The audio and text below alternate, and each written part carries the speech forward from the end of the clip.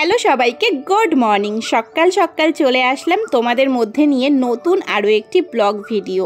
তো প্রত্যেক দিনের ব্লগ ভিডিওতে রান্না বান্না সংসারের কাজকর্ম এ টু জেড অনেক কিছুই থাকে, কিন্তু আজকের ব্লগটা একটু অন্যরকম। কীরকম বলো তো, মানে ছোট ছোট অনেক আমার কাছে ভিডিও জমে রয়েছে যেগুলো আমি আর আলাদা করে পোস্ট করতে পারিনি বা করব ভেবেছিলাম, সেটা আর হয়ে ওঠেনি। তো ভাবলাম যে চলো, আমি তো কোনো ব্লগ আজকে বানাইনি, রাত পেরোলেই পয়লা বৈশাখ, তো আজকে বছরের শেষ দিন, তো এই ভিডিওগুলোকে কি করব, ডিলিটও করতে মায়া লাগছে জানো তো। মানে এতগুলো ভিডিও রয়ে গেছে, ওগুলোকে ডিলিট করে দেব, এত কষ্ট করে ভিডিও বানাই। তো ভাবলাম যে চলো, আজকে তো কোনো ব্লগ বানাইনি, রাত পেরোলেই পয়লা বৈশাখ, তাই ভাবলাম কি আমার ফোন গ্যালারিতে যখন এত ভিডিও রয়েছে সেগুলোকেই ছোট্ট ছোট্ট করে নিই, একটা সুন্দর ব্লগ বানাই, তাহলে তোমরাও আজকে একটা ব্লগ পাবে আর আমারও দেওয়া হবে ইউটিউবে। এইভাবে এডিট করতে বসলাম। তিনতলার ঘরে বসেছিলাম আর ঠিক সেই মুহূর্তে দেখলাম ছাদের কার্নিশের ওপর একটা অদ্ভুত ধরনের পাখি এসে বসে রয়েছে, কিন্তু যেই না ক্যামেরা অন করলাম সেই ফুস করে ও পালিয়ে গেল। কিন্তু ও যাওয়ার আগে পটি করে গেছে, সেটা আমি ক্যামেরা করে রেখেছি, তোমাদের দেখালাম।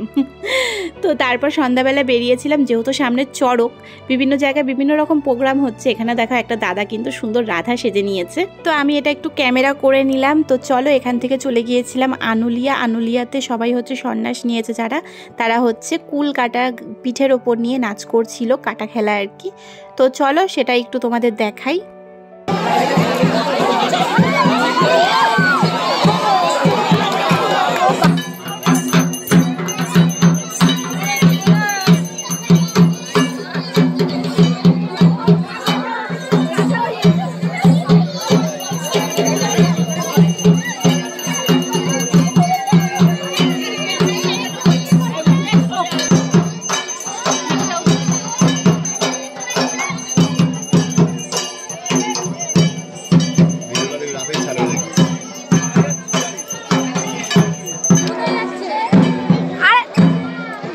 চলো তবে এবার বেরোনো যাক, কাটা খেলা দেখলে তোমরা কেমন হয়।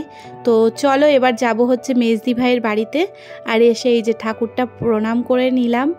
তো চলো, আজকে নীল ছিল তার জন্য আসলাম ঠাকুর প্রণাম করতে।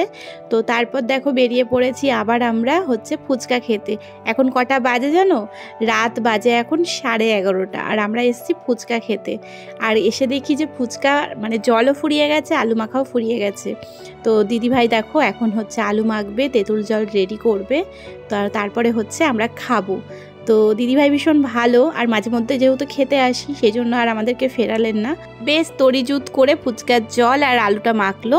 খেয়ে দিয়ে নিয়ে আমরা চলে আসলাম হচ্ছে আবারও যেখানে কাটা খেলা হয়েছিল বা কাটা নাচ তোমরা দেখেছিলে, তো আমরা সেই মাঠে আবার চলে এসেছি। আজকে ছিল নীল ষষ্ঠী জানো তো, তো চলে এসেছিলাম, একটু প্রণাম করে নিলাম। তারপর ওখান থেকে আবার চলে আসলাম কোর্ট মোড়, আর কোর্ট মোড়ে এখানে ঢুকেছিলাম হচ্ছে ঘি নেওয়ার জন্য, যেহেতু বাড়িতে নিরামিষ রান্না হয়েছে তো ঘিটা লাগবে। আর তারপরে দেখো আমাদের বাড়ির একদম ঢোকার মুখেই একদম আমার যে কি পছন্দের এই ফুলগুলো কি বলবো, আমার এই কাঠগোলাপ হচ্ছে মানে আমার কি বলবো, লোকে গোলাপ ফুলের পেছনে ছোট তো, আর আমি কাঠগোলাপের পেছনে ছুটি, আমার ভীষণ প্রিয়, যেটাকে চাপা ফুল বলে।